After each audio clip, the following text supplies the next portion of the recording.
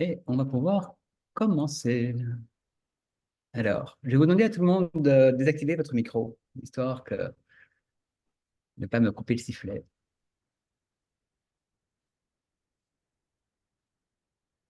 Alors, moi, j'ai Antoine en gros plan. Je ne sais pas si tout le monde a ça ou si c'est juste moi qui ai ça.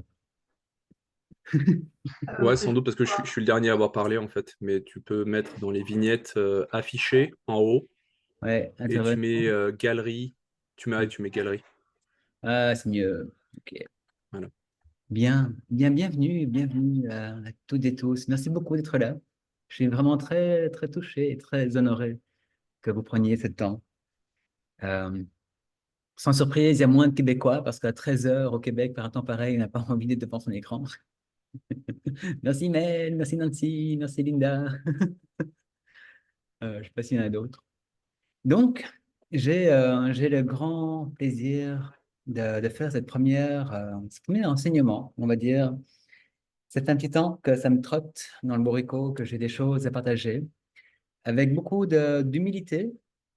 Ce que je vais partager, c'est ce qui fait du sens pour moi, c'est ce que je touche avec sincérité comme étant le plus proche d'une, entre guillemets, vérité. Mais je serais quand même très, très conscient que la vérité est subjective et adaptative, que c'est un peu un user-friendly. Donc, ce que je vais vous partager, je vous engage à le prendre avec un grain de sel, afin de pouvoir, si ça vous inspire, de travailler avec, pour voir aussi l'ajuster à vous. Donc, il n'y aura pas de copyright par rapport à ça. Il n'y aura pas non plus de diplôme, de certification que vous avez participé à une conférence sur le chemin de l'incarnation. Il n'y aura pas.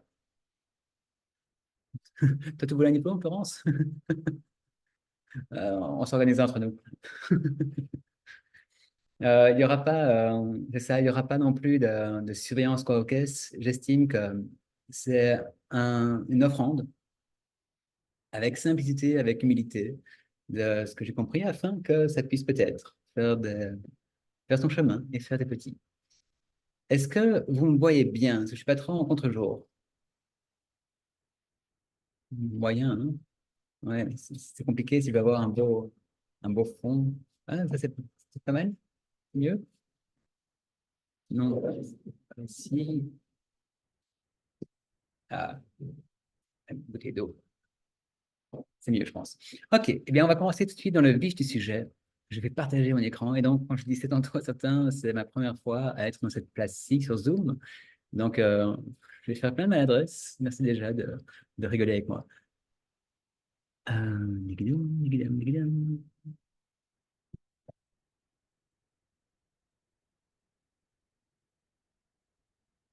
Les chemins de l'incarnation. Alors, avant tout, un petit mot. Pourquoi est-ce que je souhaite commencer mes partages avec ça?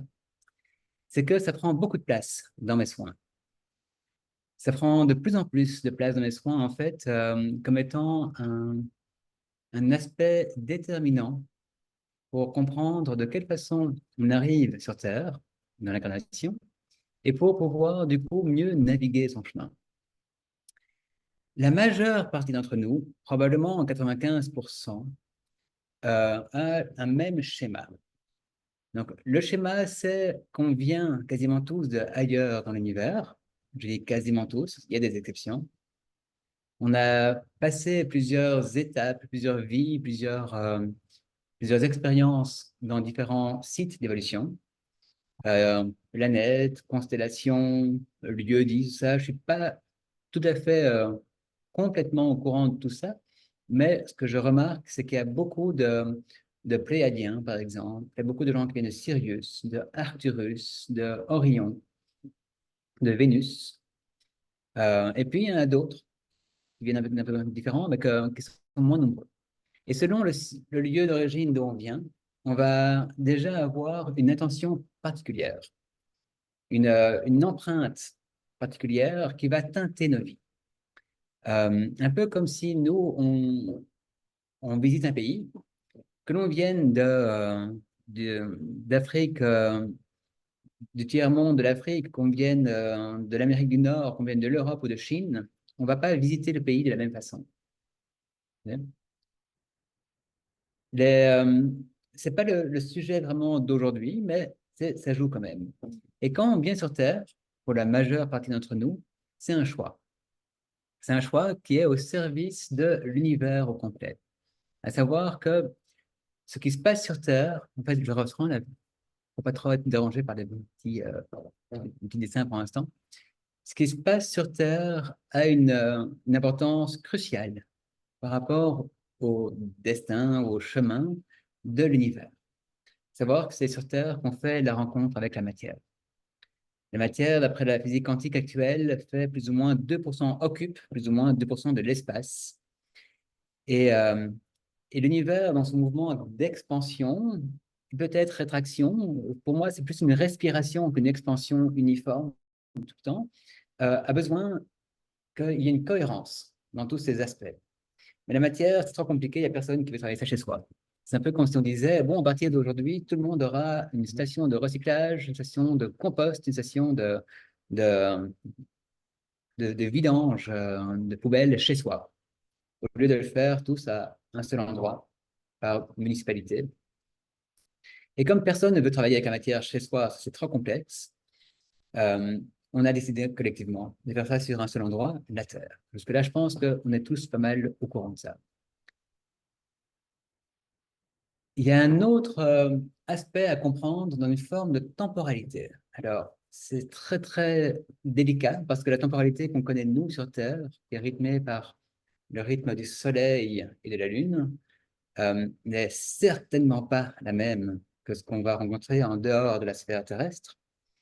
Mais la temporalité, je vois ça comme étant un grand cheminement de l'univers, probablement autour d'un axe central quelque part, et que selon là où on se trouve dans l'univers, il y a différentes énergies, différents schémas ou dynamiques d'évolution qui vont arriver.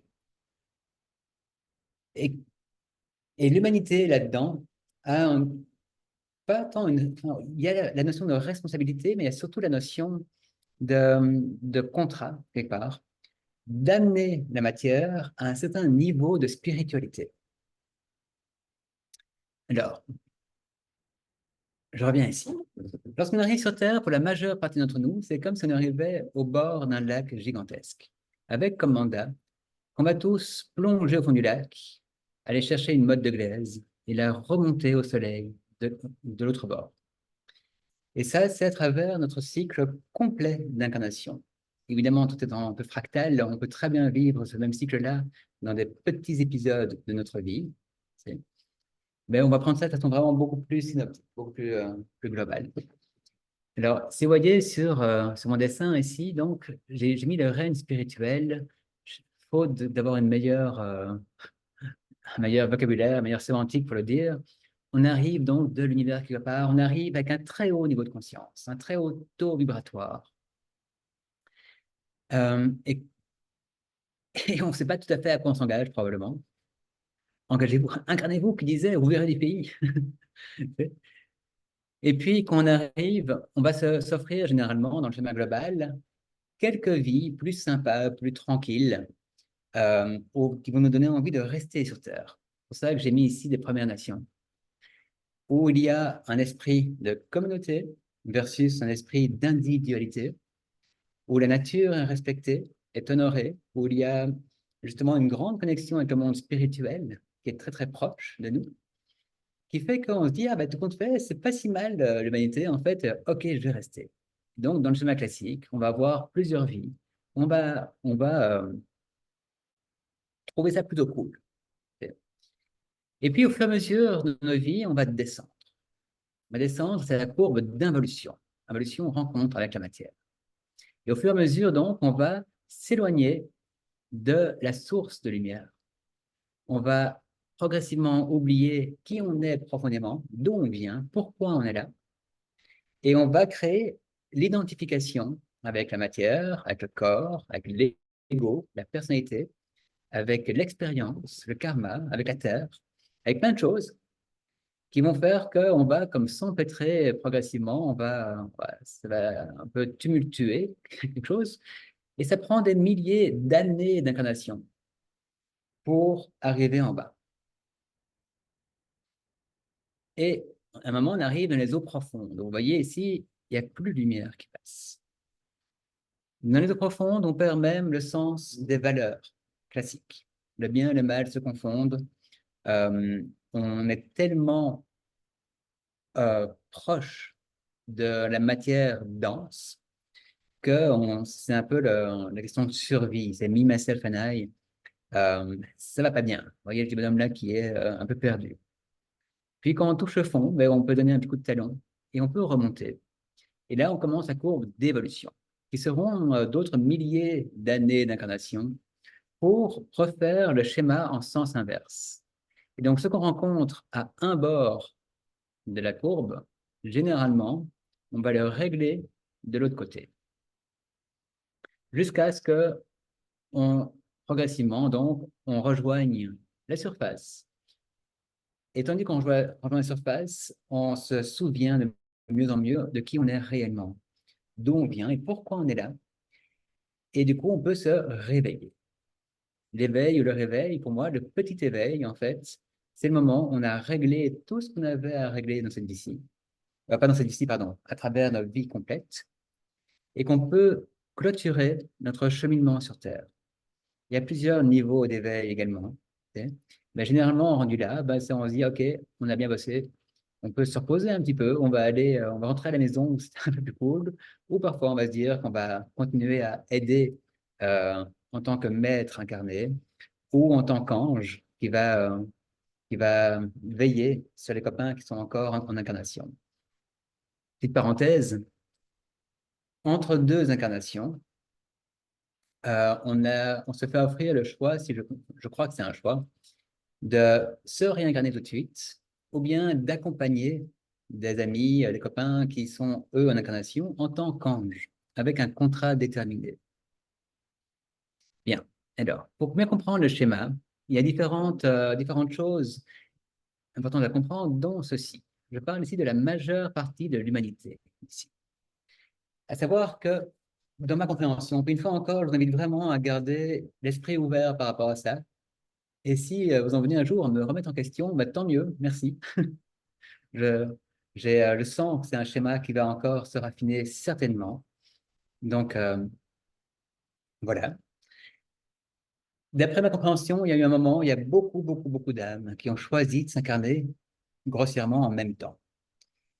Et comme là où on se trouve sur la courbe n'est pas une question de mérite, mais une question d'âge, comme à l'école, ils sont restés grosso modo ensemble. C'est un peu comme le peloton d'une course cycliste. Et comme c'est eux qui sont les plus nombreux sur Terre, c'est eux dont l'illusion ou le rêve crée la réalité 3D dans laquelle on va tous devoir se dépêtrer. Et ils sont actuellement rendus ici. Ici, c'est le retour vers la lumière. Euh, Petite parenthèse qui vaut son pesant d'or, cela dit, pour bien comprendre le chemin d'incarnation et les schémas d'incarnation. On est actuellement dans une époque absolument unique et cruciale de l'humanité. Et c'est apparemment la première fois de tous les cycles que l'humanité a connus où on parvient à dépasser cette étape-ci. Je vais faire une parenthèse dans la parenthèse. Euh, Selon moi, mais c'est pas que selon moi, je suis vraiment pas le seul à parler de ça comme ça, mais il y aurait eu beaucoup de cycles d'humanité jusqu'ici. Euh, en comprenant bien que l'humanité a un destin global, ok, un peu comme une ruche a le destin global de se multiplier et du coup d'essaimer. Nous, en tant qu'humanité, on est toutes des petites abeilles individuellement qui ne comptent pas pour grand-chose, même si on va amener notre goutte d'eau dans cette grande mer-là. Mais le destin global de l'humanité, c'est de spiritualiser la matière. Et dans ce grand cycle universel où on rencontre des énergies spécifiques à des moments spécifiques, il faut que la matière soit apte à entrer en cohérence avec les énergies de là où on arrive. Et Dans les cycles précédents, l'humanité n'est pas juste, voilà, l'humanité n'est pas, ne s'est pas rendue jusque-là. Et c'est pour ça qu'il y a eu tellement de déluges, par Ah, exemple. Bonjour Xavier, si tu veux bien, bienvenue à toi. bonso- Si tu veux bien juste bonsoir Sacha. pour l'instant. J'ai commencé, mais c'est pas grave, je vais mettre un lien vers la réunion après. Donc juste enlever ton Merci, pardon micro, d'arriver. pas de problème. Donc c'est pour ça, selon moi, qu'il y a eu tellement de déluges, de fin du monde, d'apocalypse, etc. Et pourquoi c'est aussi tellement engrammé dans nos cellules. Tous ceux qui ont été en Atlantide, qui ont été à l'époque de Noé, qui, entre autres, c'est ce quelque part porte une mémoire d'anéantissement quelque part, tu sais. Et parce on n'a pas réussi collectivement à passer ce cap-ci. Et c'est pour ça aussi qu'à chaque fois que l'humanité donc se reprend à zéro, après un reset total, un total reset de la Terre, c'est pour ça on amène différentes petites touches en plus, comme par exemple les manuscrits de la mer Morte. Peut-être que Jésus a existé dans ces autres incarnations-là également, différemment, et peut-être qu'il a choisi ce coup-ci d'aller en Inde par après pour continuer son chemin après la Palestine. J'en sais rien. Ce sont des suppositions, mais voilà. Tu sais. Et donc, pour l'instant, on est en train de passer de l'autre côté. Savoir que globalement, cette grosse portion de l'humanité est en train donc de choisir la lumière.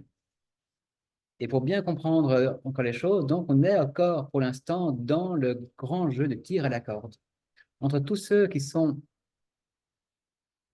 moins sympas, qui profitent de notre endormissement. Euh, on ne va pas maintenant faire des projections sur qui ils sont. Il y a plein de théories là-dessus. Je ne suis pas un spécialiste de ça. Il y a ce sont d'autres races extraterrestres, des reptiliens caucasses. J'en sais rien. Tout résonne et rien ne résonne en même temps. En tout cas, ce sont ceux qui tiennent les rouages des finances, des médias, des gouvernements, des politiques, tout ça, et qui tirent vers le bas pour nous amener dans la peur. Et il y a tous ceux qui tirent vers le haut, qui sont nos frères et sœurs d'étoiles, qui sont tous ceux qui sont déjà, enfin, qui viennent d'arriver, ou qui sont déjà en train de partir. Et c'est tous ceux, en fait, qui, comme nous, faisons de notre mieux à chaque jour pour pouvoir amener donc au taxe vers le haut. Et puis, pour bien comprendre également cette courbe-là, comme dans l'eau, quand il y a une turbulence qui se passe, ben ça, on peut le voir à certaine distance. Tu sais, on peut voir euh, à quelques mètres selon là où on se trouve.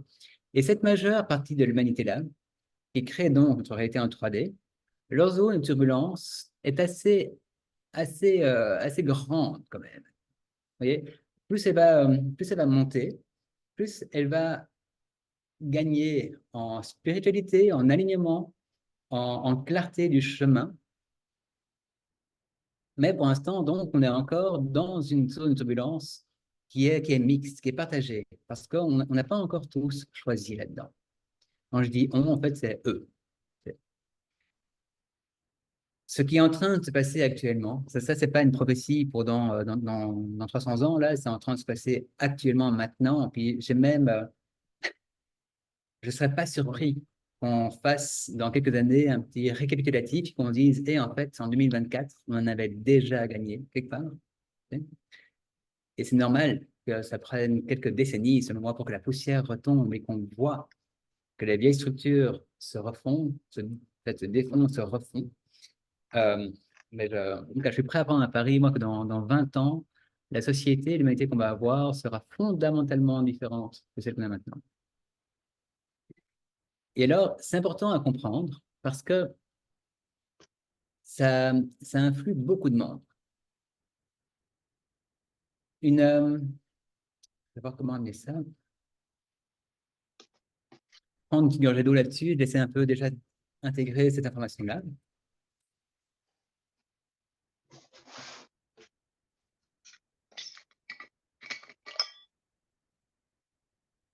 Il y aura une période de questions après, hein, je vous rassure. Et pour l'instant, j'aime l'idée de, de tracer. Ça va sûrement déjà répondre à plein des questions que vous me poseriez maintenant. Donc, selon où on va se trouver sur la courbe, on va vivre déjà différentes réalités. Si on se trouve... Alors, on va voir la courbe comme étant une profondeur d'eau. Donc, on se trouve ici au début ou là à la fin. Ça va fondamentalement être la même proximité par rapport à la source de lumière, sauf que dans un cas, on va descendre vers la matière, dans l'autre, on va remonter vers l'esprit, vers le spirituel, mais on va quand même bien se comprendre, on va parler le même langage. Qu'on se trouve ici ou là, fondamentalement, c'est pareil. Excusez-moi, il y a Siri qui n'arrête pas de vouloir intervenir dans ma conférence. Qu'on se trouve, alors, le problème avec la zone de turbulence, c'est que quand on est inclus dedans, on ne peut pas faire autrement que voir cette majeure portion de l'humanité et on a tendance à la prendre en considération.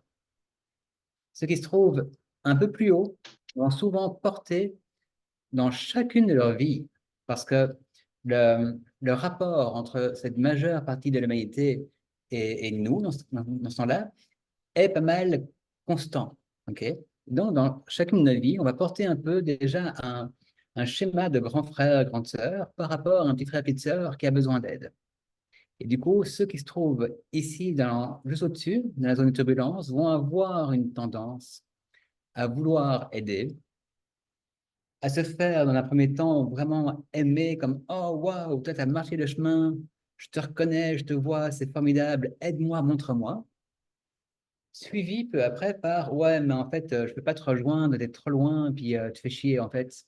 Et donc par un amour, haine, par un constat de comme ah, tu sais, ah, oh, qui est pas facile.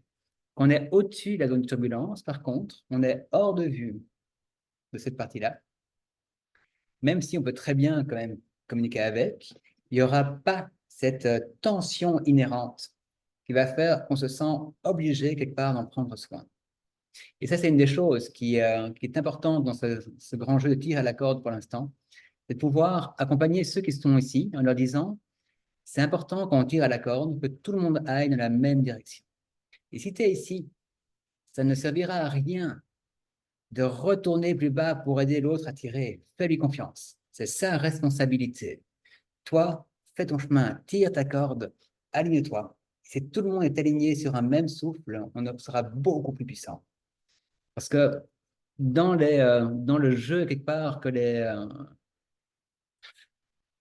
pas comme on dit au Québec, que les méchants, c'est que ceux qui veulent pas qu'on s'éveille jouent, il y a toute la gamme d'émotions. Aussi bien la peur, le doute, le misérabilisme, la colère, tout ça, mais il y a aussi la compassion, il y a aussi l'amour. Et je joue là-dessus aussi pour nous amener quelque part à se dire est-ce que c'est OK de laisser un frère ou une sœur se débattre alors que je pense que je peux l'aider. Et c'est là que je- mon avis là-dessus, en tout cas ma position là-dessus personnelle, qui peut être très différente pour vous évidemment, c'est important de remettre à chacun sa responsabilité. Tu peux porter quelqu'un avec toi, ça va marcher quelques instants là, mais il n'aura pas après à marcher et tu vas t'épuiser. C'est l'histoire du poisson et d'apprendre à pêcher. Euh, une autre chose importante par rapport à ça, une fois que la portion critique de cette majeure partie de l'humanité-là aura choisi la lumière à la bonne place, il y aura un basculement. Et ça, c'est une prophétie, enfin, ce sont de multiples prophéties dans quasiment toutes les cultures qui en parlent, de la fin du Kali Yuga, la fin de l'âge de cuivre ou de bronze, je ne sais plus très bien. L'avènement du nouvel âge, enfin, plein de choses, là, il y aura vraiment un basculement, un avant et un après. Une fois encore, va peut-être prendre quelques décennies pour pleinement s'installer. Ok. Euh, et ce que ça va faire, selon moi, c'est que tout ce qui est ici, donc dans les eaux profondes où la lumière ne fonctionne pas, va disparaître parce qu'on l'aura collectivement suffisamment rencontré, travaillé et sublimé. On n'aura plus besoin, du coup, ça va devenir obsolète, on n'aura plus besoin, en tant qu'êtres humains, de rencontrer la perte des valeurs, la corruption à ce niveau-là. Du coup, la courbe va vraiment se remonter. Ceux qui sont dans la courbe d'involution vont avoir beaucoup moins loin à aller et pourront toujours garder cette lumière quelque part. Et si ça se trouve, la courbe au complet va changer, hein, j'en sais rien en fait. Ce sera peut-être une surprise, c'est un grand mystère.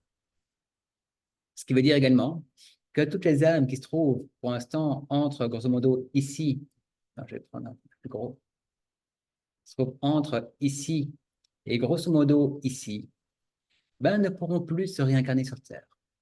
Et c'est pas comme, ah, ah, bien joué, vous n'avez qu'à pas être méchant. C'est parce que leur logique d'évolution ne sera plus disponible sur Terre pour l'instant. Et quelque part, tant mieux pour elles, parce que ce pas les vies les plus sympas à vivre. Elles pourront peut-être repartir d'où elles viennent, peut-être qu'elles pourront rester en tant qu'anges, peut-être qu'elles pourront trouver un autre schéma d'incarnation que je ne connais pas encore. Mais en tout cas, euh, il y aura ça, et il y aura probablement également, je m'attends à ce qu'il y ait beaucoup de monde qui quitte le plan terrestre parce que voilà, leur fréquence vibratoire ne sera plus ajustée. Il y a certains qui parlent qu'il y aura différentes dimensions vibratoires, un peu comme dans la prophétie des Andes, pour ceux qui ont lu les livres ou ont vu le film, là, où ceux qui seront à une dimension vibratoire plus haute seront comme invisibles des autres, et vice-versa. Grand mystère. On va voir, mais on le verra probablement dans le vivant, ça. Pour comprendre également le schéma plus global, j'ai mis ici, vous voyez, vertu fondamentale. Le karma, le karma, un petit mot là-dessus, dans ma compréhension, on va tous devoir rencontrer les mêmes qualités de la matière dans notre cycle d'incarnation globale. Et du coup, on va tous rencontrer les mêmes difficultés, probablement générer un karma similaire. Et puis bon, chacun va avoir sa façon de le gérer quelque part. Mais le karma, selon moi, pour, pour la plupart des gens, il s'arrête ici. Donc, quand on arrive un peu en dessous de ma zone rouge ici, il s'arrête plus ou moins là.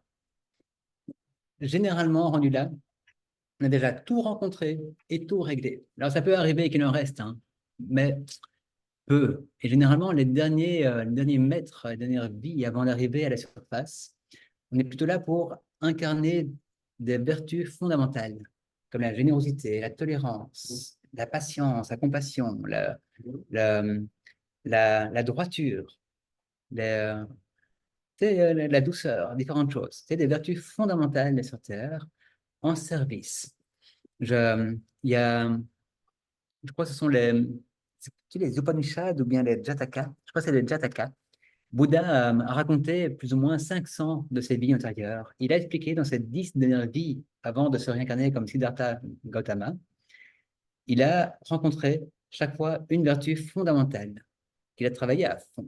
Cette dernière, c'était le roi Vedanta. C'était la générosité. Ok, donc ça, c'est pour le schéma d'incarnation classique, qui correspond à, selon moi, 95-95% de l'humanité. Après ça, il y a d'autres façons de s'incarner qui sont beaucoup moins classiques, mais qu'il est vraiment important de comprendre parce que, pour ma part, en tout cas, j'en rencontre vraiment beaucoup. Et j'ai commencé avec les walk-ins. Je reviens avec cette compréhension qu'on vit ce moment unique. C'est quoi, je prends une petite pause pour laisser descendre un peu.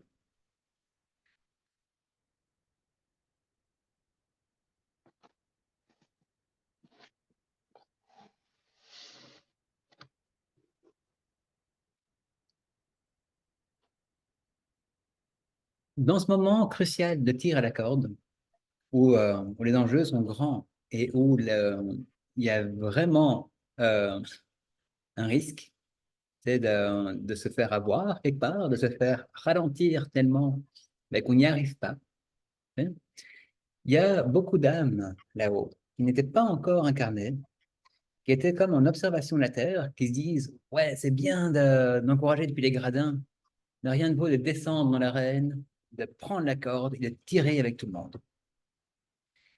Mais ces âmes-là se sont dit aussi, ouais, en même temps, c'est sympa de se dire, on va venir s'incarner pour aider, mais c'est longtemps le chemin d'incarnation. J'ai pas très envie de m'incarner comme ça tout le long, là, tu sais. Et pour ce faire, il y a deux façons principales que j'ai rencontrées dans mes consultations. Et moi, j'ai rencontré beaucoup, pour l'instant, de walk-in. Apparemment, ils sont comme attirés vers moi pour l'instant. Un walk-in, c'est une âme qui choisit de s'incarner une seule fois. Et pour ce faire, qui ne va pas incarner sa propre essence énergétique de la matière, mais qui va faire un contrat avec une autre âme qui n'a pas vraiment envie de s'incarner, mais qui peut le faire, et qui va comme dire, voilà, moi, j'ai pas une vie super cool devant moi. Si quelqu'un veut un corps, ben, je peux faire le corps, et puis on fait un transfert, je m'en vais, tu arrives. Les walk-ins, du coup, sont, euh, sont des âmes qui vont arriver à un moment donné dans un corps qui n'est pas le leur, avec toutes toutes les drôles de situations qui peuvent en résulter. Vous voyez ici, j'ai mis niveau de l'âme, parce que ils n'ont pas encore rencontré l'humanité, donc au niveau de l'âme, ils sont intacts, zéro karma, zéro mission non plus. Non, c'est pas vrai, pas zéro mission. Zéro mission au sens de l'humain lambda, on va dire, tu sais, qui, nous, notre mission principale en tant qu'âme qui s'incarne, c'est qu'on est sur la courbe d'évolution, c'est de tomber, et qu'on est sur la courbe d'évolution, c'est d'apprendre à se relever. Très schématisé, évidemment, tu sais. Mais qui n'a du coup pas vraiment d'expérience ni du corps, ni de l'humanité, de la société, tout ça, et qui, contrairement aux autres âmes qui vont faire tout le chemin, au lieu de s'incarner d'abord dans des endroits vraiment sympas, des tribus, petites familles, la nature est belle, il y a pas, tu sais, il y a un sens de la collectivité, pas un sens de l'individualité, tout ça, qui vont entrer directement dans le vif du sujet. Ça sert à rien de s'incarner comme un walk-in si tu es perdu au fond du bois. Faut arriver sur le terrain, quoi. Et puis, généralement, les âmes qui sont prêtes à prêter leur corps se trouvent ici, dans les eaux profondes. Parce qu'elles savent que c'est leur dernière incarnation. Elles savent que c'est pas une incarnation facile. Elles savent aussi que dans leur niveau de conscience incarné à ce moment-là, elles vont plus faire partie du problème que de la solution. Et du coup, elles disent, OK, moi, j'ai pas vraiment nécessaire pour moi de rester là-dedans, c'est pas vraiment bloc, mais si quelqu'un veut, donc je crée le corps. Et donc, le transfert va se faire de différentes façons. La plupart du temps, dans ce que j'ai rencontré, c'est que c'est simultané. Et c'est dans la petite enfance. Je ne sais pas si vous avez... la première fois que j'ai entendu parler des walk-ins, c'était il y a 25 ans peut-être. Je crois que c'était à l'époque de c'est une Mamoudi, docteur Moody, qui faisait un bouquin sur les expériences de mort imminente. La vie après la vie. La vie après la Raymond vie. Moody. Raymond La Moody. vie, Mm. ouais, la vie après la vie. Ben, je crois que c'est lui qui avait fait cette transmission d'une expérience de quelqu'un qui était mort cliniquement, qui est revenu, mais en revenant, qui ne reconnaissait plus sa femme, ses enfants, son métier, tout ça. Il savait encore parler, lire et écrire, tout ça, mais il était complètement remis à zéro. C'est la première fois que j'ai entendu parler des walk-in. Mais ça, c'est quand t'es adulte, quand tu as toute une vie derrière toi, c'est super complexe, quoi. Déjà que tu comprends pas ton corps, et en plus, il faut que tu t'apparentes à une vie, puis que toutes les projections de comme il est complètement fou, tout ça, c'est un truc pour se faire amener à l'asile qui est contraire à ton idée d'arriver. Du coup, c'est généralement dans la prime enfance, dans les 5 6 premières années, que ça va se faire, ce transfert-là. Généralement, par une mort ou un choc important de, donc de, je veux dire, de l'âme, un du corps, pour que l'âme du spirit, on va dire, puisse descendre. La plupart du temps, ces gens-là ne s'en souviennent pas. J'imagine que ça va souvent se passer par dans le sommeil, quand les parents ne sont pas présents. J'ai une amie ici qui m'a confirmé qu'à l'âge que j'avais dit, ben, elle avait fait une grosse chute et que ses yeux avaient changé de couleur après. Il y avait donc il y a des choses, il y a quand même certains qui s'en rappellent mieux que d'autres, mais un schéma pas mal tout le temps partagé, c'est de ne pas se sentir chez soi, dans sa famille. Ce sont des gens qui vont se sentir étrangers, un peu comme pourquoi est-ce que j'ai choisi cette famille-là? Et la question se pose, parce que quand on s'incarne, on se donne un maximum, c'est un peu comme quand on fait un jeu de rôle, hein. On va dire, tiens, je vais faire force 8, intelligence 9, souplesse 4, société 3, tu sais, comme relation, tout ça. C'est un peu pareil quand on s'incarne, on se donne toutes les qualités nécessaires par rapport à la vie qu'on va mettre en place, par rapport au service qu'on va pouvoir porter, à la dimension du service qu'on va pouvoir porter.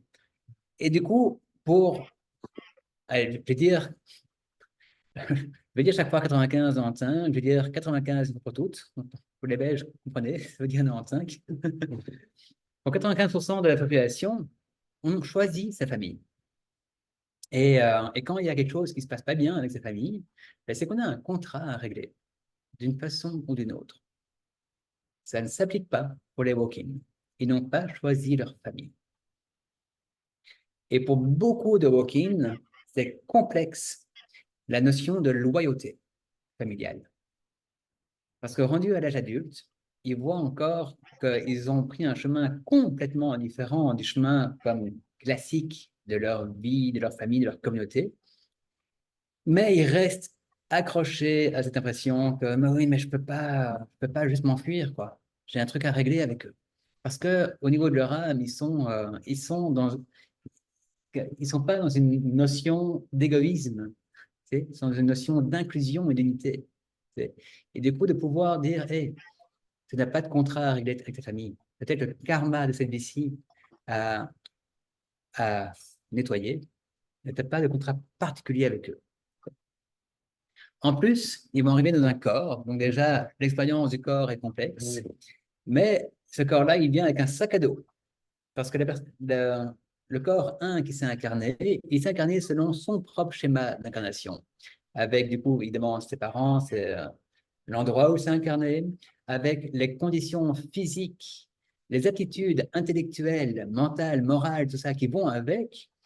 Et du coup, l'âme qui arrive là-dedans se dit, oh, ça c'est moi, c'est mon sac à dos, c'est tout à moi, ça va. Ah bah, il va falloir que je fasse avec. Tu sais. Donc, il y a un effort d'identification, comme tout le monde, hein. Où qu'on arrive, on cherche toujours à s'identifier, à trouver sa place. Tu sais. Et cet effort d'identification-là est vraiment rude, bien souvent. Et c'est souvent vers l'adolescence ou l'âge adulte qu'on va trouver des relations qui vont comme nous tirer vers le haut parce qu'elles rejoignent quelque part la vibration qu'on porte. Donc, rencontrer un walk-in, c'est en termes d'accompagnateur, thérapeute co-caisse, il y a souvent cette notion de loyauté familiale à défaire, de liberté totale à retrouver, de confirmer qu'ils ne sont pas, il n'est pas prévu pour eux de réagir au karma de la même façon que les autres. Ça, c'est aussi un point qui est très déroutant pour eux. Parce qu'ils vont voir tout le monde qui réagit. Le karma nous fait réagir de façon très émotionnelle, très instinctive, réactive et très profonde généralement. Et eux ne vont pas réagir comme ça au karma. Ils vont voir un truc qui va se passer, ils vont le vivre, et puis après, hop, ils passent à autre chose. Mais ça résonne plus ou moins dans leur tribu, dans leur communauté, parce que c'est pas normal quelque part. Tu sais. Et donc de leur dire, c'est correct, tu n'es pas censé générer karma. Tu n'es pas censé générer karma, tu ne vas pas pouvoir résoudre. C'est pour ça aussi qu'avec les walk-in, bien souvent, le plus grand risque pour eux, qui est aussi le plus grand cadeau, par ailleurs, est d'être parent. Quand on incarne à travers un enfant de son essence matérielle, on prend un contrat quelque part. Et si, au moment où le premier des deux va mourir, si la relation n'est pas impeccable, ça peut obliger à devoir revenir. Et c'est pas l'idée au départ. Donc, pour un walk-in, souvent, il y a la question de la parentalité va se poser. C'est aussi leur plus grand cadeau, parce qu'ils vont permettre, comme leur niveau vibratoire de leur essence est vraiment à la surface, ils vont permettre à d'autres âmes qui se trouvent également dans leur première incarnation d'arriver sans devoir avoir un trop grand décalage avec leurs parents.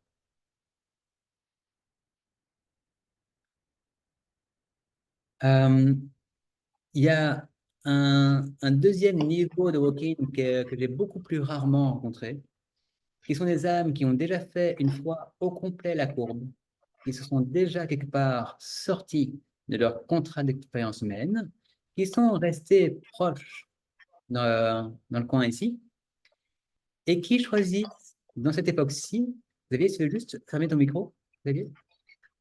Vous m'avez fait par moi-même, désactiver le son. Bon, merci.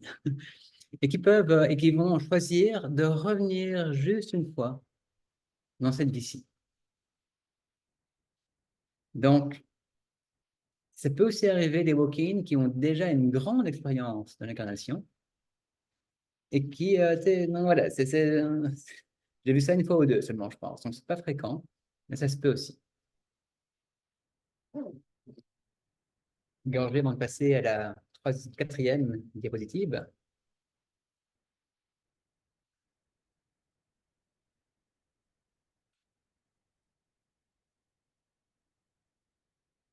Alors, ici, j'ai dû trouver un nom parce que j'ai pas de nom tout fait. J'ai dit les nageurs de surface. Au moins, c'est un nom qui est visuellement clair. Il y a d'autres catégories donc d'âmes qui s'incarnent pour soutenir l'effort de l'humanité dans cette vie-ci, mais qui s'incarnent pour plusieurs vies, avec un contrat, par exemple, de ne jamais s'oublier. Donc, au lieu de faire tout le tour, le long tour de l'évolution pour repartir, ils choisissent, ils ont la permission, je sais pas comment, je sais pas qui dit oui, ils choisissent de s'incarner. Attends, il y a quelqu'un qui a fait un petit message. Diapositive. Ouais, merci Florence.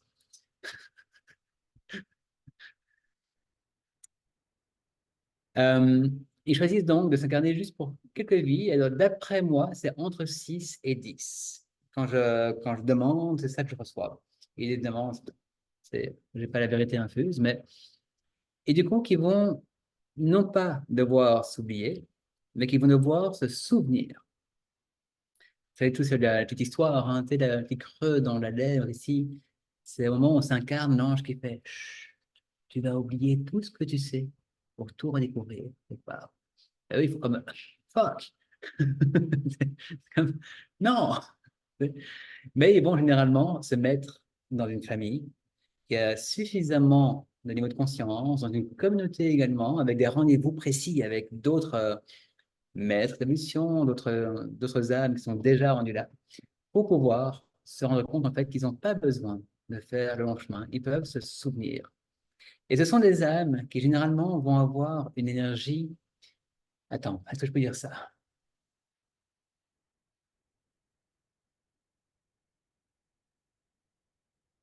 Non, en même temps, c'est pas tout pareil.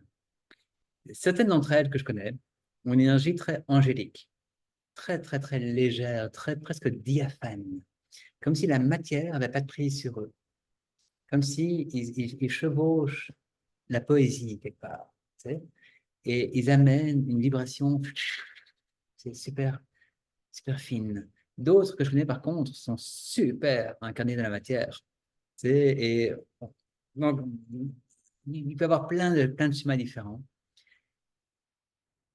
Ils ont pas mal, presque tous ceux que j'ai rencontrés, déjà dans leur enfance, avec quelque chose comme moi je viens de là-haut, là, je viens des étoiles, puis quoi les gars, vous m'avez oublié, quoi. C'est comme qu'est-ce que je fous là, quoi.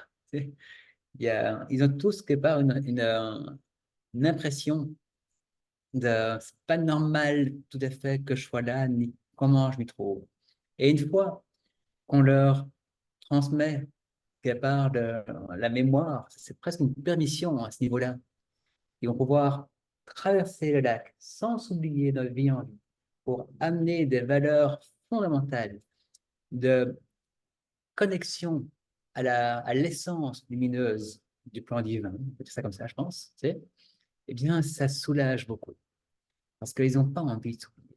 Mais notre propension à l'identification fait que souvent on va se forcer à être, à faire comme les autres. Donc voilà, j'ai pas grand-chose d'autre à dire sur les nageurs de surface.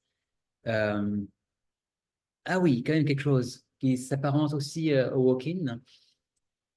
Les walk-in et les nageurs de surface, bien souvent, par rapport à la vie dans laquelle ils se trouvent, vont porter une, entre guillemets, une mission ou une cohérence particulière.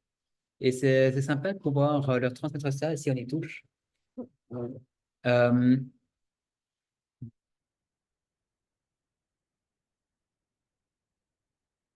Ça peut être très divers. C'est déjà arrivé que j'ai une walk-in dont la mission était justement par rapport à là où il était arrivé dans le creux du lac là, eh bien, d'aider à ce niveau-là.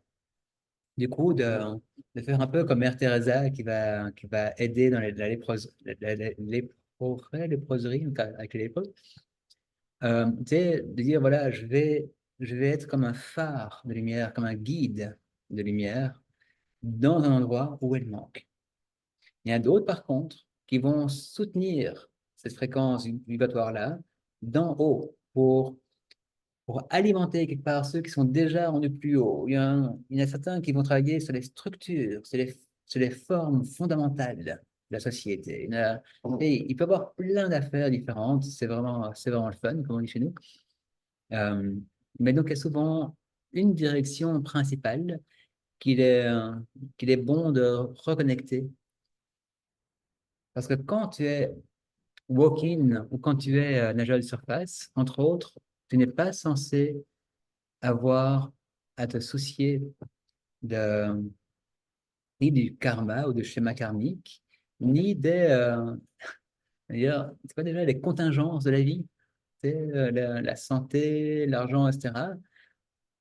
Ils vont souvent, par contre, s'en soucier, eux, parce que c'est par identification à tout le monde, mais quand ils parviennent vraiment à rejoindre leur plan spirituel, en fait, la vie provient par rapport à ça. Ils ne sont pas là pour être riches, connus, célèbres.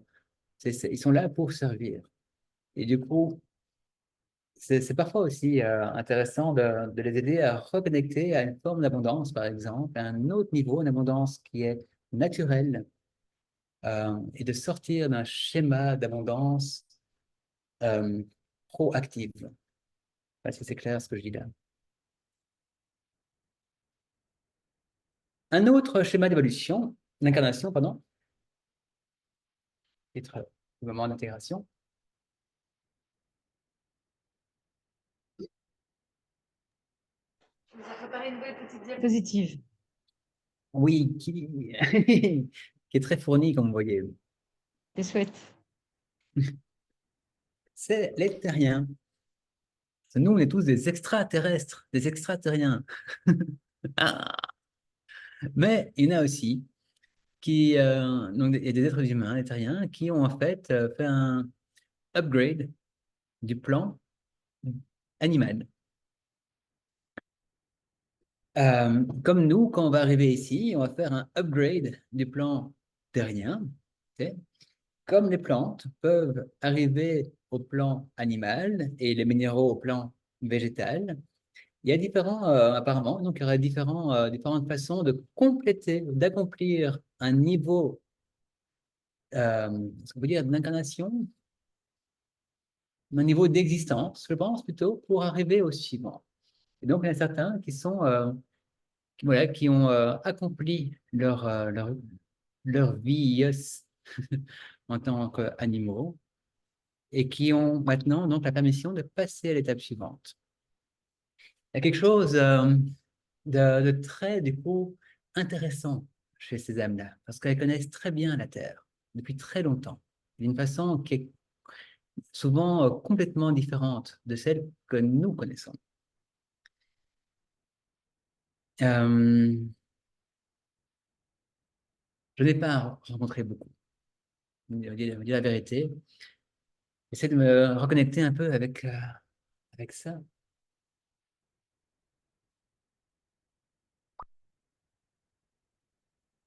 Mettre mon téléphone en mode silencieux, excusez-moi. Plein de gens qui me veulent sur des messages. Tac. Voilà.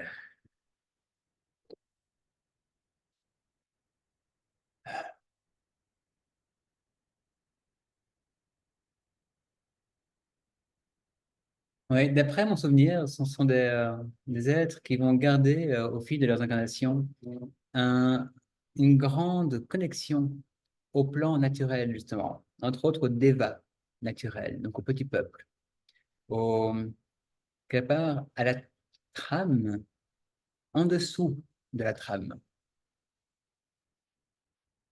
et qui du coup vont se sentir souvent aussi un petit peu comme à côté des, des schémas sociétaux classiques, parce qu'ils ne vont pas avoir la même structure de base dans leur compréhension. Mais j'ai pas grand-chose à dire là-dessus, malheureusement. Je n'ai pas rencontré souvent.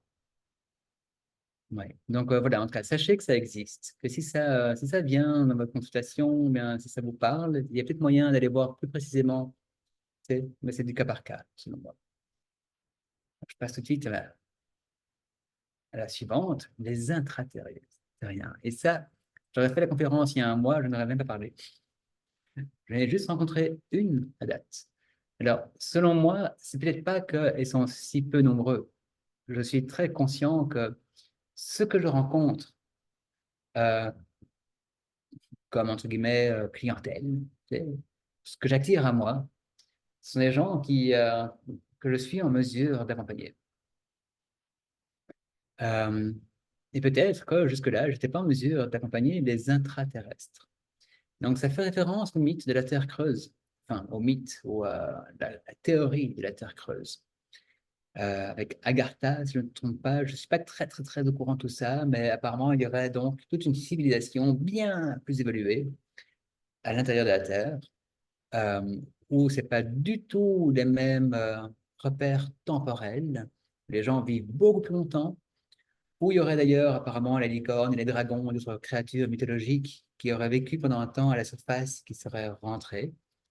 On raconte qu'il y a plusieurs portes d'entrée, le pôle Nord entre autres, peut-être même les deux pôles, euh, avec, bon, ça c'est une théorie, j'aime pas dire conspirationniste, mais c'est un peu le terme qui leur est adressé. C'est comme pourquoi est-ce qu'il n'y a aucun avion qui n'est autorisé à survoler le pôle Nord?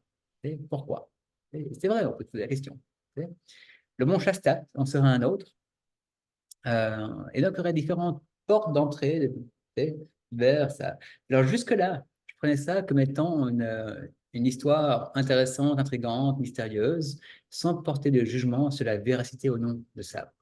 En même temps, si on est prêt à concevoir qu'il y a du monde sur Sirius, par exemple, pourquoi pas dans la Terre, quoi. J'aime bien l'idée, en tout cas, mais je n'avais pas l'idée jusqu'à ce que je rencontre quelqu'un en ce moment. Alors, une fois encore, ce que je rencontre en ce moment, je n'ai aucune garantie de la véracité de ce que je raconte. C'est ce que la personne a besoin d'entendre. Et cette personne-là, en tout cas, ça faisait complètement du sens pour elle. Qu'elle avait vécu. Ah, d'ailleurs, il y a une chose, je vais revenir juste après avec les terriens, ça me revient. Donc, il aurait vécu en fait beaucoup plus longtemps sur Terre qu'ailleurs dans l'univers. Du coup, ces énergies fondamentales sont en connexion avec la mère Terre, avec hmm, la conscience terrestre. On pourrait se dire la divinité qu'est la mère Terre, qu'avec d'autres sources d'origine qui pourraient l'influencer d'une façon ou d'une autre. Et donc voilà, apparemment, il y en a certains qui viennent maintenant à la surface pour s'incarner différemment. pour soutenir également l'effort collectif. Alors là, je manque cruellement d'expérience, mais je trouvais ça important de le nommer quand même. C'est pas pour rien. Je crois que c'est arrivé peu après que que j'ai annoncé que j'allais faire une conférence. Donc, ça va peut-être parler beaucoup à un certain d'entre vous. Si c'est le cas, n'hésitez pas à m'en parler et qu'on se reverra. Ça me plairait beaucoup de en apprendre plus. Pour les terriens, il y a une notion fondamentale. C'est que eux ne viennent pas d'ailleurs dans l'univers. Ils ont apparemment toujours vécu sur Terre, en faisant partie du coup de la conscience originelle de la Terre au moment comme où elle est née, en tant que conscience une, et du coup ne vont pas se reconnaître dans les schémas classiques. Dans les schémas classiques, par exemple, il y a beaucoup de Pléadiens et d'Arcturiens, donc des gens des Pléiades d'Arcturus, qui portent comme schéma d'incarnation principale d'être des guerriers de la lumière. C'est un peu ceux qui vont dire, il y a de l'ombre, vite, je sors ma lampe de poche et j'éclaire ce qui est là. Ce sont ceux qui vont être très actifs là-dedans. Ceux qui viennent de Orion, d'après ce que j'ai rencontré, c'est plus les peacekeepers, plus le symbole du yin et du yang. Il faut un peu de noir dans le blanc, un peu de blanc dans le noir, et l'équilibre est restauré, tout à sa place. Un peu comme les casques bleus. On va trouver le point d'équilibre. Ceux qui viennent de Sirius, c'est plus les thérapeutes, ceux qui ont travaillé avec l'énergie, avec le schéma plus spirituel également, qui viennent en soutien donc au processus d'évolution. Ceux qui viennent de Sirius également, ben, il y a tous les mammifères marins, les grands mammifères marins. Ils travaillent apparemment aussi d'ailleurs à garder l'équilibre des pôles en lien avec ce qu'on appelle le cœur de cristal de la Terre. Ça fait longtemps que je me suis intéressé à ça, ça fait 20 ans facilement que je me suis intéressé à ça, ça fait beaucoup de sens pour moi, et depuis, c'est comme si peut-être j'ai comme intégré l'information et j'ai plus besoin d'y retourner parce que ça fait longtemps aussi que je n'ai plus entendu parler. Mais pour moi, il y a quand même quelque chose de clair là-dedans. Ceux qui viennent de Vénus sont beaucoup porteurs de l'énergie d'amour inconditionnel. Et puis, choses du genre. Et ceux qui viennent de la Terre, en fait, sont porteurs de la conscience de la Terre. Ou seraient, on parlait au conditionnel. Donc voilà, vous avez ici donc les 5 schémas classiques d'incarnation. Avant d'aller à ma diapositive suivante, qui va nous prendre aussi un petit peu de temps, j'aimerais vous offrir un petit moment d'intégration et de questions également. Est-ce que quelqu'un a une question? Là, vous avez juste à réactiver votre micro. Oui, il y en aurait pas mal. C'est juste, tu sembles parler d'expérience aussi. Quel genre d'expérience, toi, tu as vécu avec tout ça? D'où tu tires ce savoir, par Alors, c'est exemple? principalement à travers mes consultations. D'accord. C'est quel genre de consultation que tu fais? Si tu veux, on s'en parlera plus tard. D'accord. Oh, je Ok. travaille dans les. C'est complexe, mais Ok. je canalise, grosso modo. D'accord. Euh, Là, du coup, ouais, tu parlais du basculement aussi. Il y a une idée de à quoi ça ressemble le basculement et comment on sait que le basculement est arrivé ou en train d'arriver ou à quoi ça ressemble? Ben écoute, moi j'ai eu, en fait, j'ai eu il y a 2 jours, il y a une sorte de dire, ah, on a passé le point critique. Alors, qu'est-ce que ça veut dire? J'en sais rien, mais c'est comme une fulgurance qui m'est arrivée à un moment, puis c'est parti après. Le basculement, pour moi, c'est quand il y aura. C'est un peu l'histoire du 101e singe. Hein. Tu sais, on a pu voir, pas toute l'histoire, ça c'est scientifique, c'est prouvé. Il y avait des singes d'une même euh, espèce qui vivaient dans des îles différentes du Pacifique sans aucun moyen de communication avec eux. Et puis, les scientifiques qui étaient là, sur les différentes îles, ont vu, tiens, il y en a un qui s'est mis à laver sa nourriture dans l'eau avant de la manger. Et puis, ah, il a montré ça à un deuxième et un troisième, etc. Et puis, il y a eu un point de basculement qui s'appelle le 101e singe, qui fait que quand, dans cette île-là, il y a eu suffisamment de singes qui ont appris la compétence de laver la nourriture, eh bien, simultanément, partout dans les autres îles, alors qu'il n'y avait aucun moyen de communication euh, visible, on va dire, tous les singes ont commencé à faire ça. Et ça, c'est pour moi, c'est un basculement. C'est, et donc, pour moi, lorsqu'il y aura suffisamment de personnes qui auront dans leur fort intérieur, à la bonne place, dit, mon chemin est un chemin vers la lumière, un chemin vers le haut, un chemin vers le service. La notion de service est essentielle, d'ailleurs, dans toute cette grande, ce grand paramètre d'évolution. Pour ceux qui connaissent Patrice Brasseur, ça c'est, je pourrais le mettre, je pourrais le mettre, je vais faire une nouvelle idée positive, tiens, hop, dans les liens, insérer texte. Ça vaut vraiment la peine ou la joie de l'écouter. C'est Patrice Oups, Brasseur. Ah oui, excusez-moi. C'est psychosophie.com. Non, pas comme ça. Voilà. Non, comme ça, voilà. Psychosophie.com. C'est un bonhomme avec sa femme qui fait des conférences depuis, je crois, 99, 98, tous les mois, sur un cycle de 12 mois. Donc, il y a une thématique par an. Et beaucoup de conférences en lien avec l'anthroposophie, les enseignements de Alice Baylis, du tibétain, l'Agni Yoga, l'astrologie, plein de choses. Il est passionnant. Il est vraiment passionnant. Et il dit entre autres que dans l'enseignement du tibétain, un jour, quelqu'un a demandé au tibétain, Maître, comment faire pour s'éveiller? Le tibétain a dit, ben, ça vous arrangerait bien que je vous dise, répétez ce mantra-là durant 43 ans, tous les jours, à telle heure. Ce serait facile pour vous. Tu sais, vous aimeriez bien avoir une recette. Tu sais. Ben, lui, un peu vous décevoir. Le secret pour l'éveil, c'est le service. C'est tellement flou et tellement clair en même temps. On est ici vraiment pour être au service. On n'est pas ici pour réussir un contrat social, un contrat personnel, d'avoir telle réussite dans notre vie. On n'est pas ici pour faire une belle famille, pour faire une grande carrière, pour créer une nouvelle, un nouveau gadget qui va sauver du temps. Tu sais. On est ici pour servir ce grand chemin de l'humanité. Et il y a plein d'outils pour ça.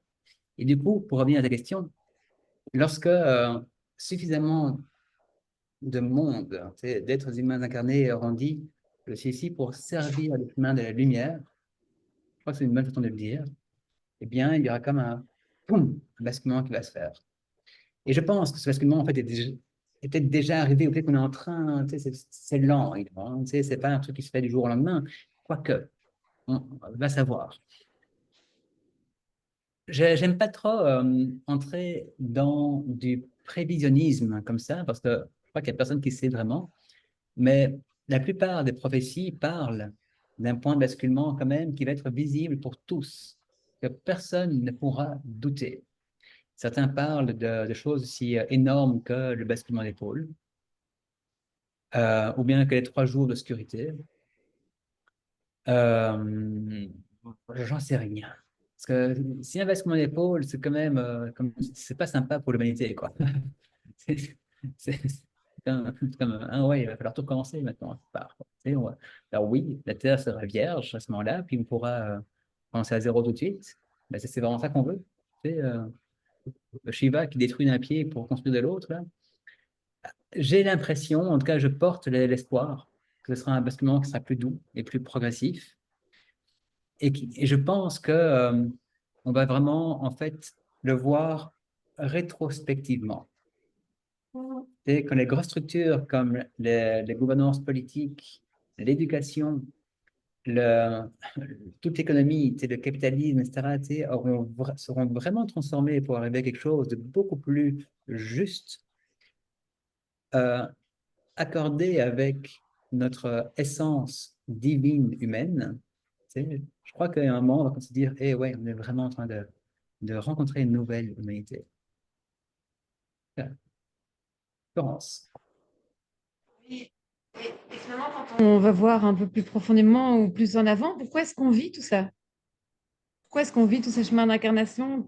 C'est quoi la source? Enfin, qui a un intérêt à ce que tout ça se passe et qu'on aille tous vers la lumière, en fait? Là, je crois que c'est un grand mystère pour tout le monde. Je pense, mon idée, c'est que même quand on n'est pas incarné, donc on rejoint quelque part un niveau de la conscience plus global, je pense que le mystère de la création reste. Je ne peux pas vous aider à faire cela sur votre... Excusez-moi, c'est Siri qui. Même elle ne peut pas nous aider à faire cela. Elle n'est pas au service, Siri.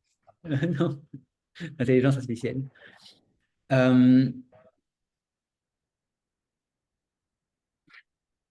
My take on that, c'est mon point de vue là-dessus. C'est pas si important de savoir une grande vérité ou pas. Est-ce que quelqu'un a raison, quelqu'un a tort? Ce qui est surtout pour moi aidant ou soutenant, c'est de me poser la question, est-ce que ce que je crois, donc ce qui m'aide à m'enligner au quotidien, fait de moi une meilleure personne, avec un impact plus favorable, plus bénéfique pour l'environnement, la communauté, la Terre, l'univers, etc. Est-ce que ça m'aide vraiment comme à laisser des belles ondes autour de moi et de trouver la façon de faire de notre mieux chaque fois. Et c'est donc ça, chaque nouveau pas est unique et aussi important. Et de comprendre les choses de cette façon-là, en tout cas, moi, m'aide. Et ce que je vous transmets ici, oui, des choses que j'ai comme euh, captées quelque part lors de mes soins et qui sont venues tellement souvent qu'il y a comme une compréhension plus globale qui s'est faite. Mais dans l'ensemble, c'est pas moi qui ai inventé la courbe d'évolution. Hein. Patrice Vasseur en parle beaucoup d'ailleurs. Il en parle avec un autre axe de vue, un autre angle de vue, que j'ai pas tout compris encore. Mais c'est quand même largement partagé cette conscience globale. Il faut, il faut tomber pour apprendre à se relever, parfois. Si on est, en tout cas, je sais pas, ça répond pas à ta question, hein, mais j'ai pas de réponse. Non, mais je comprends. Parce que tu n'as pas de réponse. Hmm. Est-ce que quelqu'un d'autre a une question à ce moment-ci? Valérie, avec ton micro? Voilà, j'allumais mon micro. Oui, j'ai une question par rapport au walking et si donc on intègre, le walking intègre son corps plus tard et donc la question de comment on dit, de l'astrologie, et il Oui, y a quelque chose à revoir au niveau de la date de naissance exact. et, et com- Exact. et comment on peut rejoindre sa véritable date de naissance Hmm. et son ciel, son Exact. véritable ciel, quoi. C'est une question qui est très présente dans mes consultations. Et ça arrive que je puisse canaliser la date de naissance pour quelqu'un.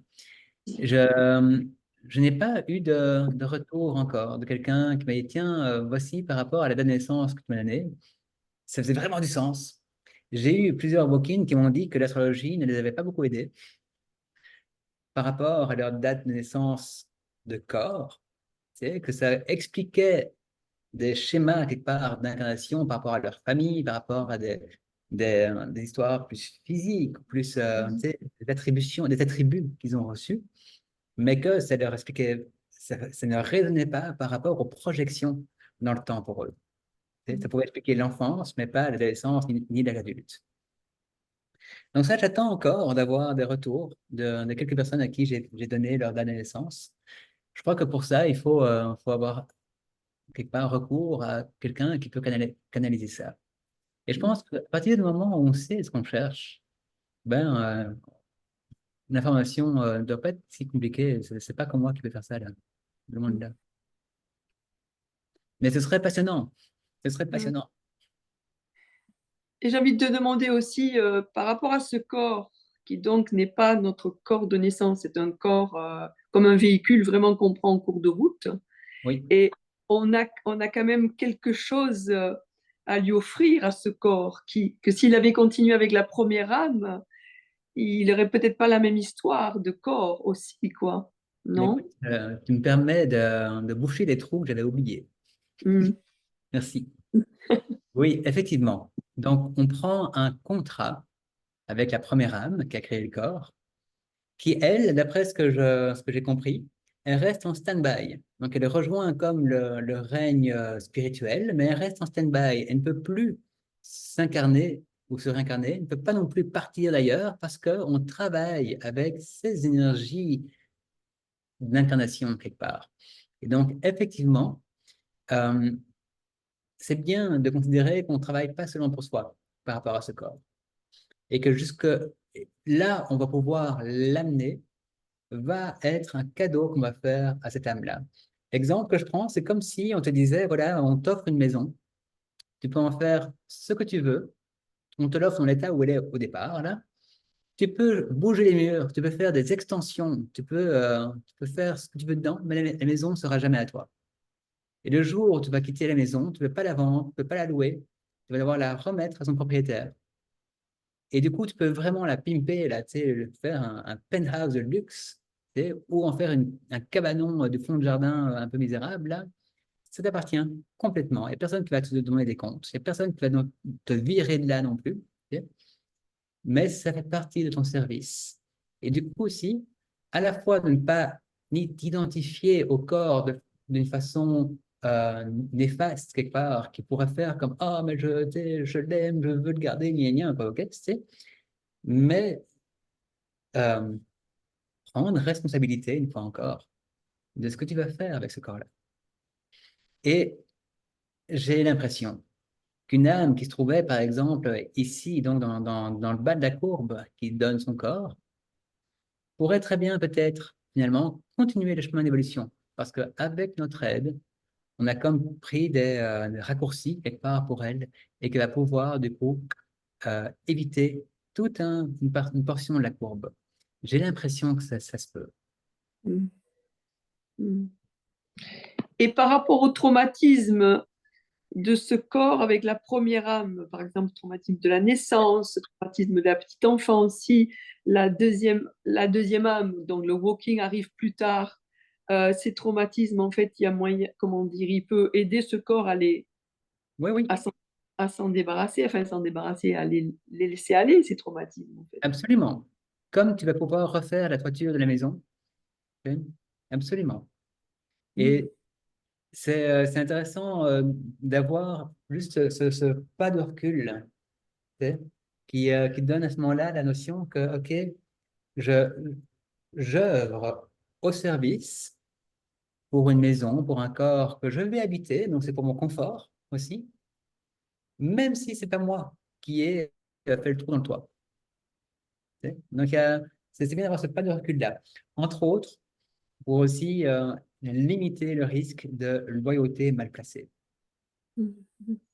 Et par rapport à cette loyauté-là, c'est les parents, par exemple, les frères et sœurs, ce que je suggère généralement, c'est de les ramener dans la même catégorie que les amis, tu sais, où on va faire notre mieux pour qu'ils se sentent bien, pour que la relation soit saine, qu'on se parle bien, etc.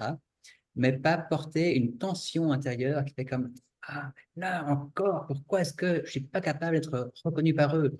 Tu vas peut-être jamais Mm. être reconnu par eux. Mm. Il ne faut pas t'attendre à ça. Mm.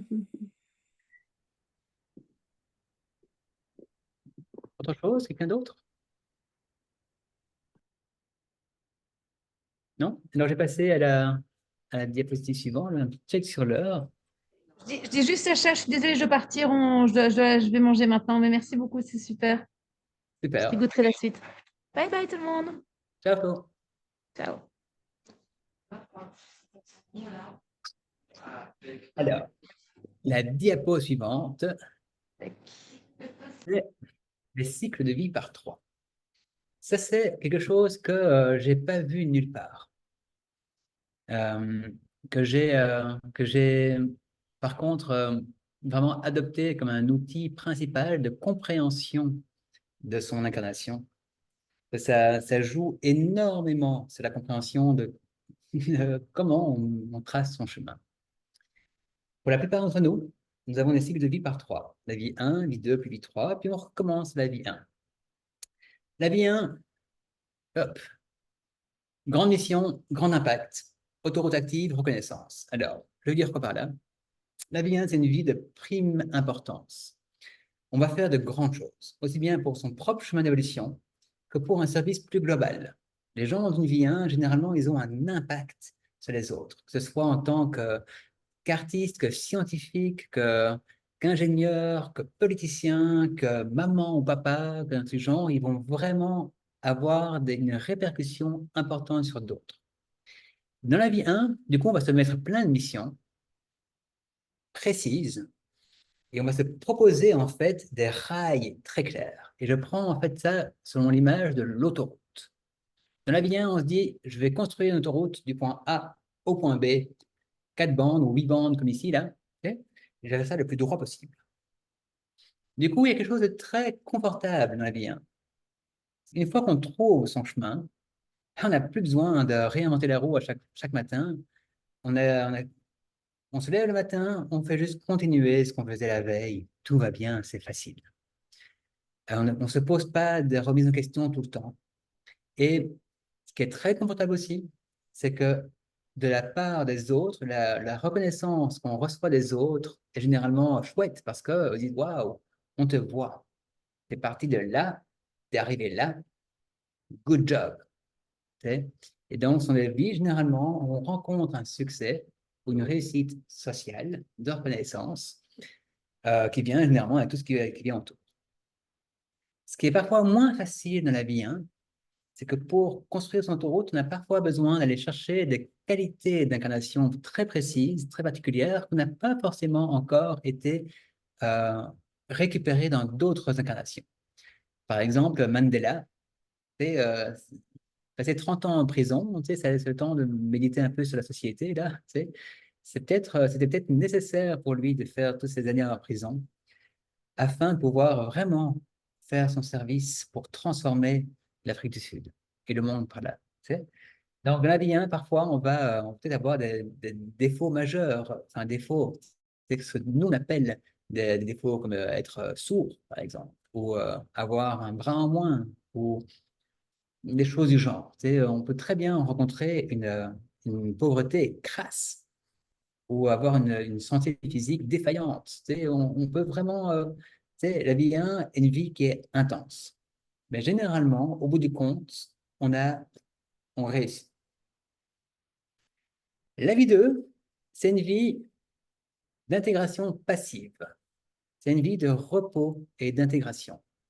On a tous besoin de dormir de temps en temps, bien c'est pareil. Dans la vie 2, on vient de faire notre autoroute dans la vie 1. La vie 2, on ne va pas prolonger l'autoroute. On va plutôt la fleurir. On va reprendre la route qu'on vient de faire et on va mettre, quelque part, de la beauté dedans. On va intégrer de façon passive ce qu'on a créé de façon active dans la vie d'avant. Du coup, on va l'intégrer dans la société à un niveau beaucoup plus profond, beaucoup plus doux aussi, beaucoup plus imperceptible. Et dans la vie 2, du coup, on va pas s'offrir l'Himalaya à gravir. Ce seront les Ardennes ou les Laurentides, ce sont les petites collines. L'exemple que je donne souvent, Gandhi, par exemple, dans la vie suivante, peut-être qu'il tenait un dépanneur au coin, un dépanneur, c'est une épicerie, un night shop, au coin de la rue, là, et c'est pas un recul. Et donc, les gens dans la vie 2, généralement, passent un peu inaperçus. Métro, boulot, dodo, généralement. Ils vont faire beaucoup de bien autour d'eux, mais d'une façon très humble, très simple. Ils vont généralement être très satisfaits aussi de leur vie. Et comme tu sais, il y a une sorte de petit confort, quelque part. Ça, c'est pour la vie 2. C'est rare que je rencontre en consultation des gens dans la vie 2. Parce que généralement, justement, ils ont une forme de satisfaction qui fait qu'ils n'ont pas besoin de se poser mille et une questions. Puis, la vie 3, on vient d'arriver au bout de on revient au bout de l'autoroute qu'on a créée. Et là, on se demande par où est-ce que je vais continuer. Tous les chemins sont ouverts. Tous les chemins sont permis et sont possibles. La vie 3, c'est une vie de liberté. On va rencontrer tous les petits chemins, tous les petits sentiers qui ne sont pas encore des routes, l'un après l'autre, en suivant son envie, sa passion. Donc, c'est ici mon petite image pour la vie 3, c'est un petit sentier de forêt.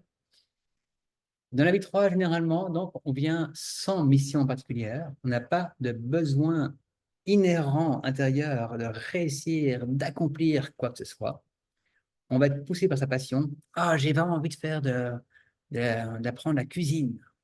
Puis j'ai vraiment envie de faire du saut à la corde, ou bien du parachutisme, ou bien des soins énergétiques, etc. Et généralement, on va être très vite très bon dans ce qu'on va entreprendre. Les gens dans la vie 3 ont de l'or dans les mains, mais ils n'ont pas la cohérence ou la consistance pour le garder dans la temporalité.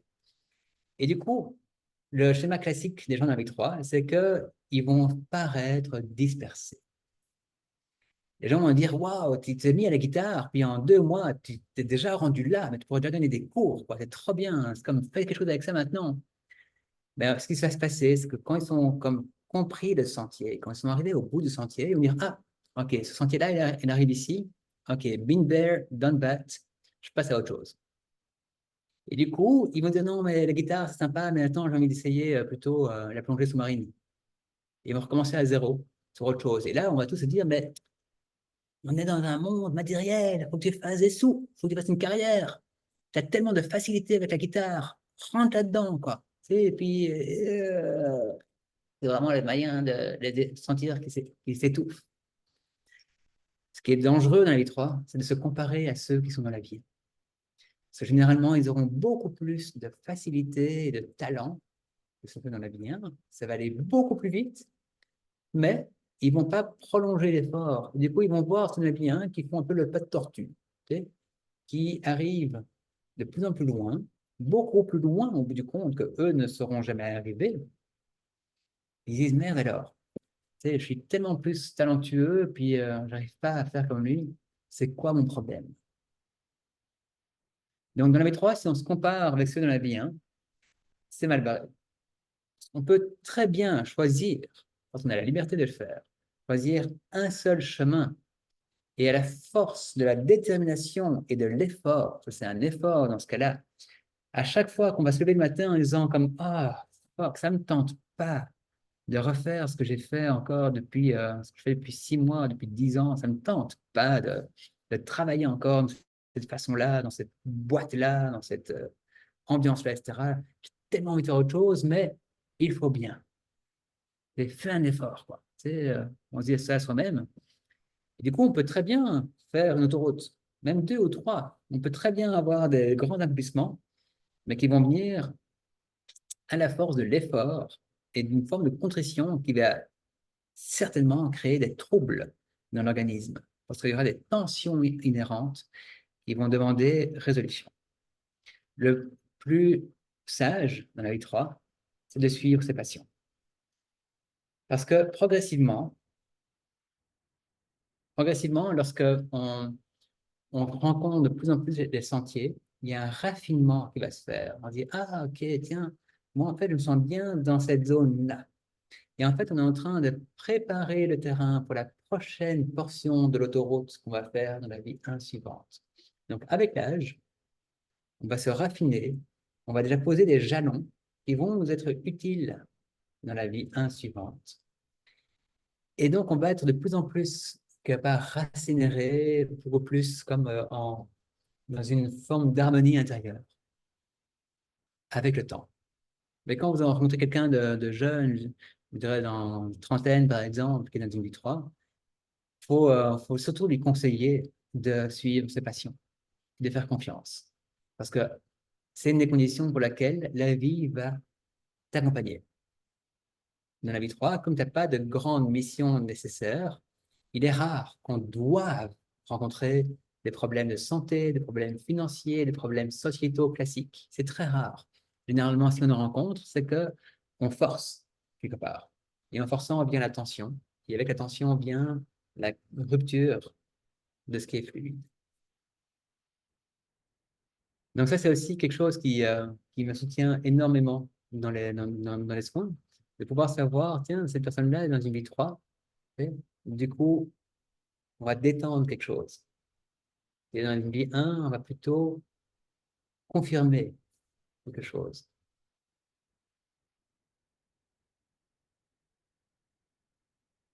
Est-ce qu'il y a des questions par rapport à ça?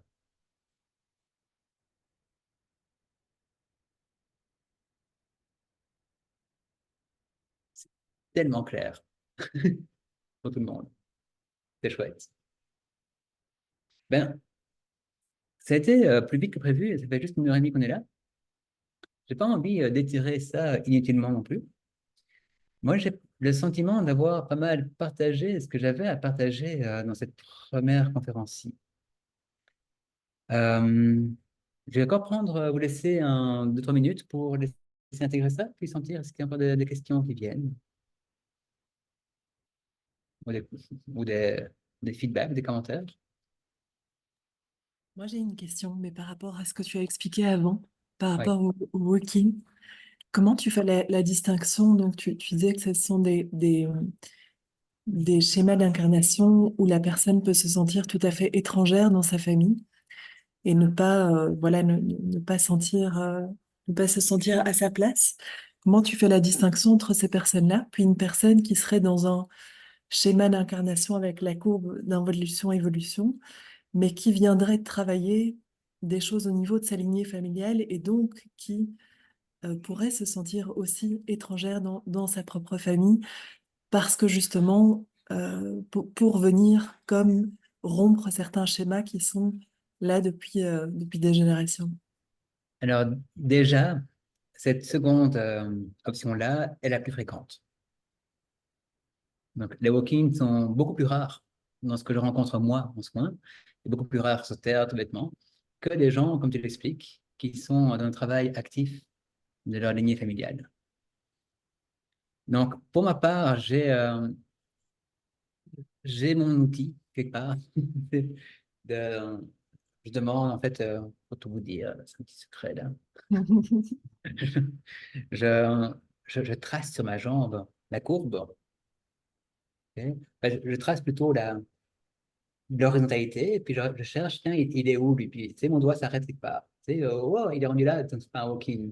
Si il s'arrête là, tu sais, au tout début, je dis, ah, ok, est-ce que c'est un walk-in? Et là, je demande, au niveau de l'âme, oh, il est là, au niveau du corps, oh, ok. Tu sais, et ça se précise.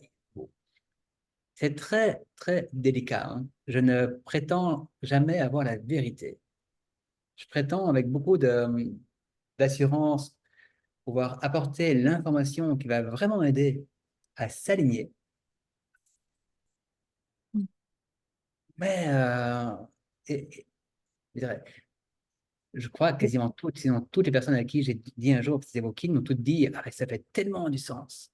Tu sais, Est-ce maintenant, que est-ce que les différences pourraient être au niveau de la loyauté que tu as nommée tout à l'heure, où un walk-in ne sent pas spécialement une loyauté par rapport à sa famille, mais qu'une personne dans le schéma classique, serait dans un conflit de loyauté par rapport à sa famille sans se sentir à sa place ou en sentant devoir bousculer certains schémas? alors, probablement qu'effectivement, si on parle non pas de l'optique du thérapeute, mais de l'optique de soi pour soi, Mhm. oui, probablement que ce serait un bon exercice à faire. De dire, tiens, comment est-ce que je me sens si je lâche la notion de loyauté? Si vous avez vraiment un karma à régler avec votre famille, ça va revenir. Donc, ce serait effectivement probablement oui, un bon point d'entrée là-dedans. Juste un petit instant pour laisser descendre cette question-là.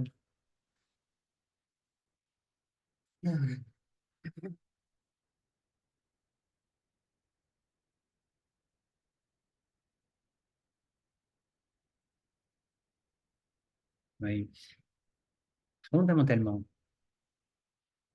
j'ai l'impression que chacun va sentir au profond de son être la résonance avec sa vérité.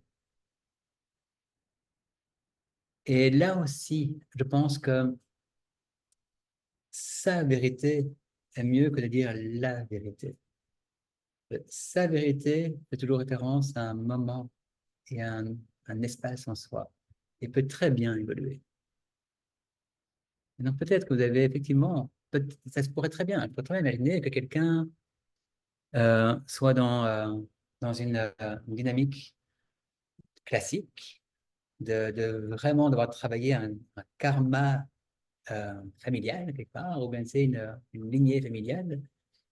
Et peut-être qu'à un moment donné dans sa vie, il a besoin de se détacher, de prendre ce recul-là complètement, et que de croire qu'il est walking pourrait très bien être la plus simple des options. Pourquoi pas? Quelque part, on s'en fout tant que ça marche, quoi. J'ai fait référence à une des premières hypnothérapeutes qui a été voir dans les vies antérieures et qui s'était fait inviter le plateau de Oprah Winfrey, qui racontait dans son bouquin, puis qui disait, voilà, il y avait une famille là avec des jeunes enfants, dont un enfant qui avait peur des feux d'artifice. Dès qu'il y avait un feu d'artifice, il se cachait sous la table, ah, tu sais, et puis en hypnothérapie, en hypnose, ils ont vu qu'en fait, elle avait été au Vietnam, dans les bombardements, et qu'elle était morte là-dedans, que ça avait ramené ça. Et sur le plateau de télévision, il y avait une experte, psychothérapeute, quelque chose du genre, de ça, qui disait, mais ce n'est aucunement prouvé scientifiquement, l'hypnose, on ne peut pas tirer de conclusion là-dessus, etc. Et puis l'enfant de 7-8 ans disait, on s'en fout là tant que ça marche, j'ai plus peur des détonations là.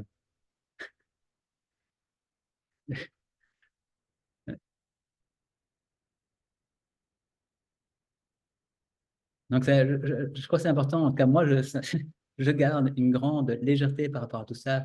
Quand je raconte quelque chose à quelqu'un lors d'un soin, je suis complètement dedans. Je suis convaincu de ce que je dis. Mais je suis convaincu que je dis ce qu'elle a besoin d'entendre.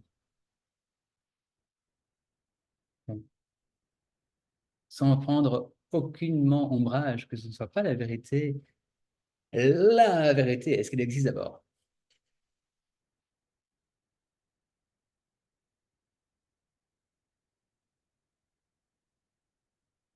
J'ai l'impression que ça répond à ta question.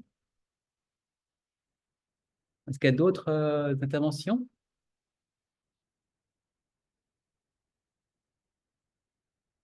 Non? Ben voilà, je pense que ça fait le tour. Je vais arrêter le partage. Je pense que ça fait le tour pour aujourd'hui. Merci beaucoup d'avoir été présent. Moi, en tout cas, c'était une très, très belle expérience. Je suis très, très heureux d'avoir pu trouver une façon de partager ça. Je vais trouver un moyen de mettre ça en ligne sur mon site web. Je Merci, suis Sacha. trouvé. Chouette. Oui, très Eh bien, chouette, Sacha. merci. C'est J'aurais 2-3 questions à te poser. C'est possible de rester juste tous les deux pour... Ouais, Ouais, juste quelques minutes, pas très longtemps. ok. Du coup, je vais arrêter l'enregistrement puis laisser les autres. Si vous avez des réflexions qui viennent dans les prochains jours par rapport à ça, n'hésitez pas à m'en faire part.